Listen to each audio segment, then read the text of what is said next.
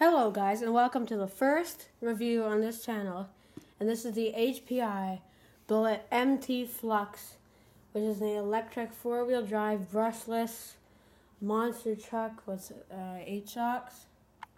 And yep, this is our first review of it. Now this is the we're going to be having 2 parts of every car that we review. The first one is the out of the box initial thoughts before running review.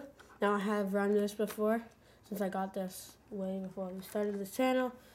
But I'll just explain it, and since I don't have any proof to back up my things, and you don't know how it drives or anything, I'll just say it in the after run and running video review.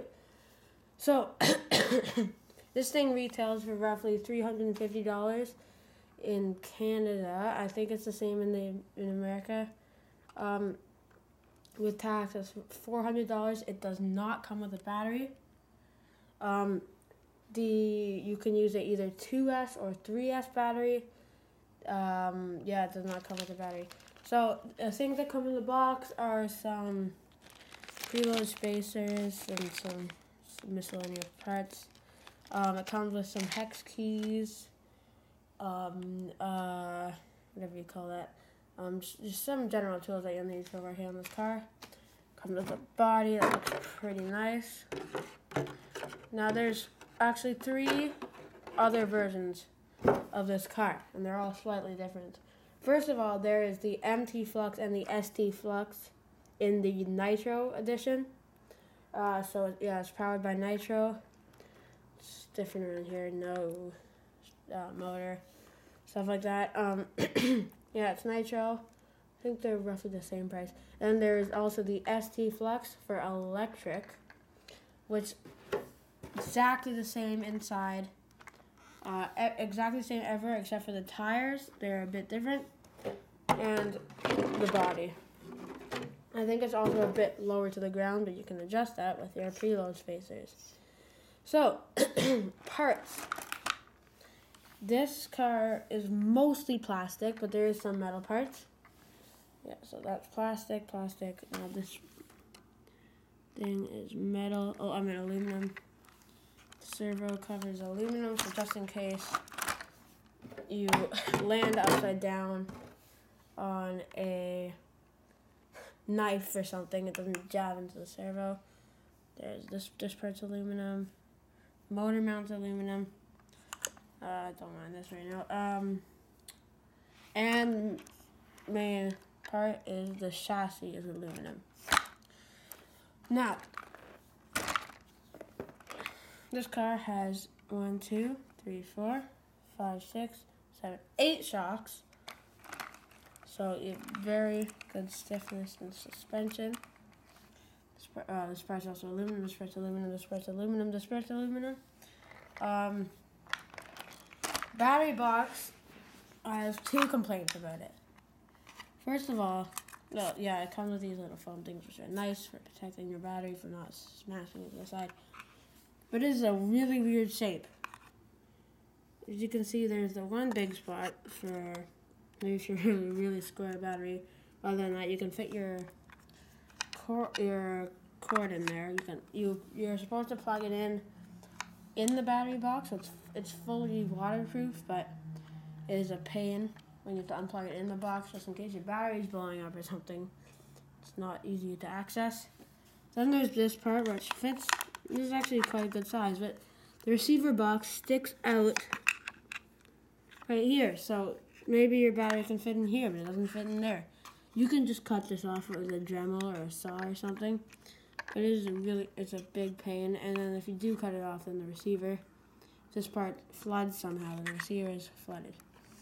Now, recommended upgrades. This car is $400 with tax, as it is. So, and it can handle both a 2S and 3S battery.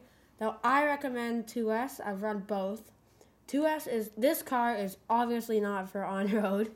The tires are definitely not for on-road. The suspension's not for on-road. Everything's not for on-road. Now, the center of gravity is also really high. So, you should get the 2S for this truck, definitely, since this is a monster truck, because you never, like, I've never actually pulled even maybe half throttle when I'm going off-road, because you have tight little spaces. And now, and it goes still fairly fast on 2S, and you have enough acceleration. On 3S, the ESC overheats, the motor overheats, and since I've drove this around a lot, and the ESC screws are really bad for the fan, so the fan just flung off. So now I've taped it on. It actually holds up quite well. So you need the fan. If you don't have the fan, the ESC will burn, probably catch on fire. Now, I've drove it without the ESC. There's still a heat sink under there, but it gets burning. I can't even touch it for like a millisecond. And the motor, it's the biggest problem. It gets even hotter. So, it's always heat cut off every like 5 minutes, so you can't really drive it for a long time. You have to wait 5 minutes, and then you wait till it cools down, and then so recommended upgrades and issues. Yes, so the battery box is an issue. To fix that, just cut off the receiver part. The motor and the ESC are not Castle creations like HPI usually uses. Actually, a rebranded Easy Run. This is 35 amp ESC. This is a I forget how many kilovolts. 4,000 kilovolt motor from Easy Run. Now they're good, but they just get really, really hot. So yeah, this is definitely an issue. Only run 3S if you have a good heat sink, and even then, you never need to go that fast on off-roads. And the faster you go, the more chances there are of braking. So this car is actually really, really strong on 2S. And on 3S, it is pretty weak, actually. But I haven't suffered real breakage. So recommended upgrades. This is a Turnigy heatsink fan. The fan, I accidentally plugged it in the wrong polarity. So the fan fried. Now I bought a new one. But it's currently in the mail. So yes, this fits on a 540 size, 3.6 centimeters in diameter, or 36 millimeters. Just clip it on, put it down. And there's a fan here. The fan, you wire it in through the receiver box, and you plug it into the 4th or 3rd channel. And there's a fan, and it should keep it cool on 3S. Now I have it on 2S, so definitely it should stay pretty cold, actually. So, yes, for the heatsink, I even recommend getting an aftermarket fan that can actually stay on, because this fan is pretty weak also. And try to protect it, because if sand gets up here, the tire sprays up sand, it will damage the fan, and there goes your fan. Now, another issue is the servo that comes with it. Like most RTIs, the servo is not very good, but this is almost not even usable. See, on pavement, this is pretty good, but you can really, really, really feel the difference in off-road and thick grass and stuff. It's extremely slow, and these tires are absolutely massive. They're bigger than even 8-scale tires. Not by maybe even by diameter, but they're way thicker than 8-scale buggy tires that we also have. But it's extremely slow. At speeds in tall grass, the turn radius is massive. It probably it's not even not good at all. So overall, this car is, I think, a pretty good value, because the Savage XS, it's fully plastic, except for the drivetrain, I think. And that is $300. This is $350. They both don't come with a battery, and this is an aluminum chassis. Some random aluminum parts, but the motor is pretty good. The ESC is pretty good. It's larger. The XS is roughly 12 scale. There's no official scale. But it's larger, so it would be easier to control. And on 3S, the Savage XS is absolutely insanely hard to drive. It's just standing back from a quarter. So just backflipping all over the place. It goes pretty fast actually, but it's just small. Like the steering, it's just small. Yeah, recommended upgrades: a heat sink. That's a pretty cheap upgrade, $15. 2S battery. Cut this part. Oh, and another issue: these things. These are really weak. This is bent. Those are so bent that I had to rip them off. They couldn't even hold them up anymore.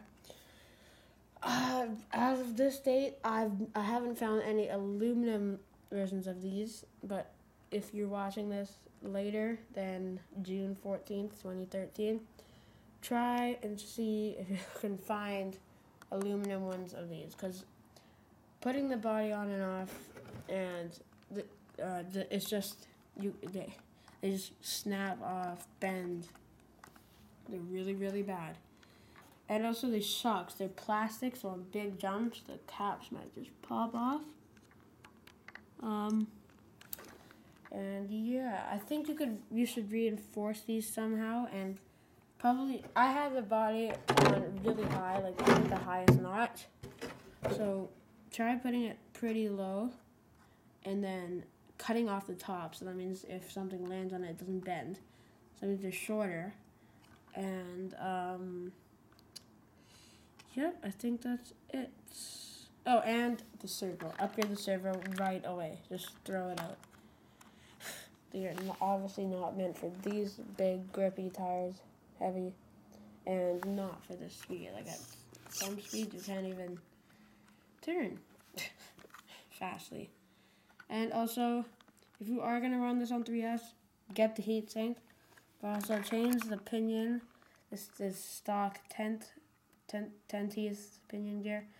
Get an 8 tooth pinion gear. This will allow for more acceleration, so better for off-road, and less top speed, so the motor will also get colder, and it'll be better for off-road. Now, I think if you adjust it right on 3S, I think you could do a standing backflip with this, but honestly, I don't like those very much, as all they do is just wreck the car, scratch up the body, and all that stuff. So, yep, I think it should be able to. The drivetrain is powered by 2 dog bones coming off of the center spur gear. Yep, that's pretty much it. The chassis is 3mm. And yeah, so overall, not from after running. I think value, I think it's actually a pretty good value, because where do you get an aluminum chassis on a $350 car and a motor, a nice motor, 2 shocks, huge wheels? Yeah. And the remote is pretty good. It's the standard HPI remote, 2.4 gigahertz. It's good enough for, like, if you're doing some just bashing and stuff, but I recommend the FlySky GT3B over there. And it's pretty good. Yeah, for only $40 with the receiver. I have the receiver in there. Can't really see it, but yep. Overall, this is a good car. Value, 9 out of 10, I would say. And we're gonna do an after run video and some running videos also later on. Goodbye.